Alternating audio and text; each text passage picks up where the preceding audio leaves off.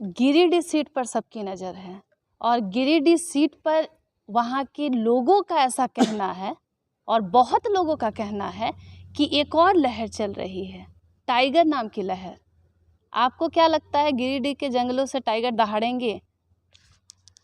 देखिए, ये जो सवाल है इस चुनावी रंजिश में जी कई मायने रखते हैं। अभी टाइगर दहाड़ेंगे, ये करेंगे, जी तो हर चीज़ का एक अलग प्लेटफॉर्म होता है, जी अलग क्षेत्र होता है। जी हमको लगता है ये थोड़ा सा मिक्सअप हो गया।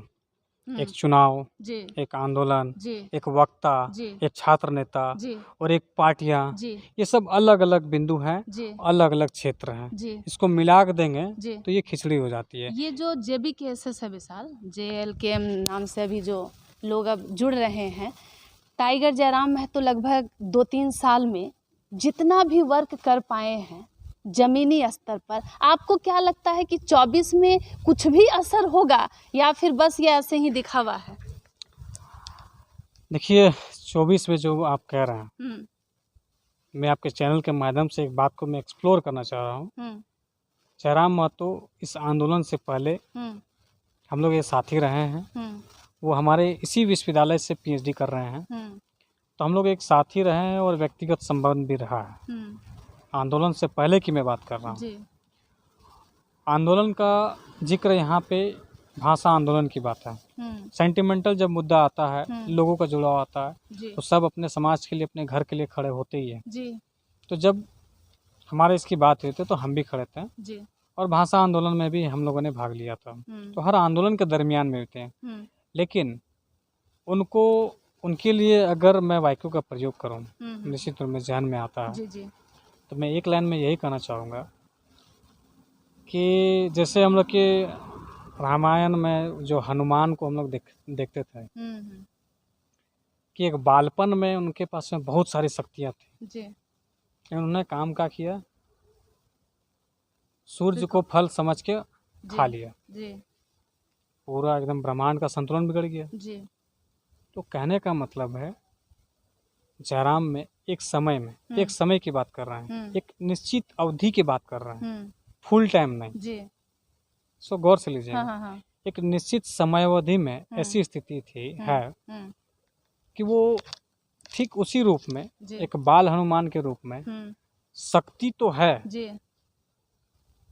लेकिन कैसे उसको क्या करना है, जो मैच्योर जो होता है, जिनको कहते हैं कि उनको कैसे प्रयोग करना है, वो नहीं है। बाल हनुमान के रूप में हम चले गए सूर्य को खाने के लिए और पूरा ब्रह्मांड का संतुलन बिगाड़ दिए। तो आप में इच्छा हो सकती है कि हम झारखंड के लिए सोचें, झारखंड के लिए करें, लेकिन हम जो कर रहे हैं उससे पूरे झारखंडी जनमानस का संतुलन बिगड़ जाएगा। ये मेरी दृष्टिकोण है। मतलब वो हित में नहीं होगा। ये अभी ये इस स्टेटमेंट से अभी बहुत सारे मेरे ट्रोल हो सकता है, विरोध हो सकता है, चर्चा हो सकता है, क्योंकि बहुत समय तक मैं इस बीच में कभी अभी इन संवादों में मैं नहीं आया हूँ। आपने सवाल कर दिया तो अभी मुझे बोलना पड़ रहा है।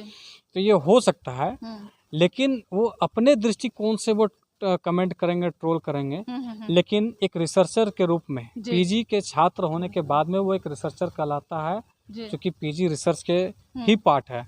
तो जो इसको अच्छे से किया है, जो रिसर्च में आता है, तो वो उसकी दृष्टिकोण 10 कदम आगे की होती है। अभी जो लोग कहेंगे वो 1 कदम आगे की दृष्टिकोण से वो हमको ट्रोल करेंगे, बोलेंगे या इस संवादों में, विवादों में फंसाने का काम करेंगे, लेकिन मैं 10 कदम दूरी की बात कर रहा हूँ। हम जो दृष्टिकोण रखते हैं, जो विज़न रखते हैं, वो उसी का नाम है विज़न। जो दूर की सोचते हैं, दूरगामी सोच कर रखते हैं, तो दूरगामी परिणाम का जो मैंने अभी एग्जांपल दिया, ये फिट बैठता है इस पर। मैं साथी रहा, मैंने बताया, मैं व्यक्तिगत तौर से मैं हो सकता हूँ, लेकिन राजनीतिक पार्टी बनाने के बाद में राजनीतिक विचारों को अपना वो जिस प्रकार से काम कर रहा है, तो आज के तारीख में अगर गिरिडीह लोकसभा में टकराव की स्थिति होती है, तो उसका सबसे बड़ा राजनीतिक अगर विरोधी होगा, तो वो हम खुद को साबित करने का कोशिश करेंगे कि उनका सबसे बड़ा विरोधी अगर है तो वो विशाल महतो है, राजनीतिक विचारों में, व्यक्तिगत रूप में नहीं। जी, आप जिस टाइगर जयराम महतो की पर्सनालिटी को देखे हैं, जाने हैं, समझे हैं, आपको क्या लगता है कि वो मतलब उनके लिए राजनीति जो है वो मैदान ठीक नहीं है, वो कुछ और कर सकते थे? 2-3 साल के बस कार्यों से हम लोकसभा चुनाव, आम चुनाव को अगर इस तरीके से मतलब चैलेंज कर रहे हैं कि हम लाखों की भीड़ जुटा रहे हैं सभाओं में, विशाल हम लोगों ने कई बार कवरेज किया, गए, बहुत सारे लोग जाते हैं, भीड़ आ रही है, मतलब ऐसी भीड़ आ रही है जिस भीड़ से जब सवाल पूछे जाते हैं कि आप किसी बहकावे में आए हैं, पैसे लेकर आए हैं, लेकिन सबका जवाब लगभग एक जैसा होता है। वो जो भीड़ आ रही है वोट में तब्दील होगी या ये बस मजाक है, हास्य का विषय बन जाएगा? देखिए ऐसा है, मैंने जो कहा कि शक्ति है लेकिन प्रयोग ऐसा है कि हम आम खाने गए, ब्रह्मांड का संतुलन बिगाड़ दिए।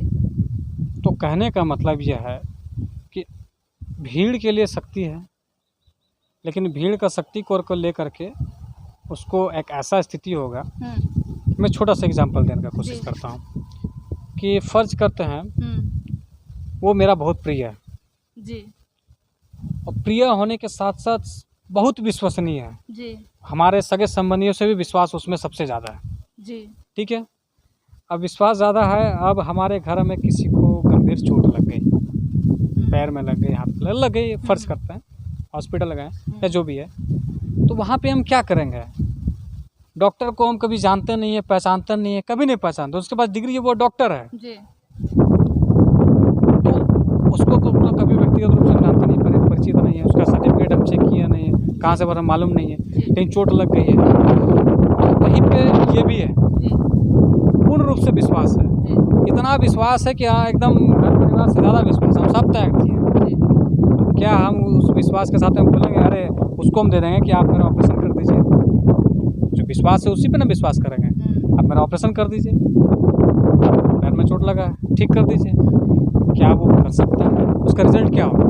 अगर आम जनता, झारखंड की जो जनता है, अगर ये सोचे कि पूरा विश्वास है यही करेगा, टेक्निकल चीज़ को नहीं समझेंगे कि यहाँ पे डॉक्टर खड़ा है, वो डिग्री वो उसी चीज़ का करके आया, पढ़ा करके आया, अनुभव है उसके साथ में, और अभी मेरा पैर में चोट लगा है तो इलाज मेरा डॉक्टर करेगा, जिसमें पूरा विश्वास कर ये करेगा। तो ओवरऑल आपका कहना है कि अनुभव की कमी है उनमें? अनुभव की कमी हम ये नहीं कह रहे हैं जी, अनुभव की कमी हर दृष्टिकोण से देखा जाता है कि आपने ये सवाल पूछा तो किस चीज़ में अनुभव हर चीज़ में होता है। जी। तो कहने का मतलब जैसे कि उसको इलाज करने का अनुभव नहीं है तो उस डॉक्टर को राजनीति का अनुभव नहीं होगा। जी। तो हर चीज़ को अपना क्षेत्र में अनुभव होता है। तो मैं जिस दृष्टिकोण से देखना चाह रहा हूँ और लोगों को समझाना चाह रहा हूँ इस एग्जाम्पल के माध्यम से कि आप जिन मुद्दों को लेकर के, जिन विषयों को लेकर के आप उन पे भरोसा कर रहे हैं या किन्हीं पे भी भरोसा कर रहे हैं, तो क्या टेक्निकल रूप में वो उसकी आउटपुट आपको मिल पाएगा? 1932 हम कर रहे हैं। हाँ।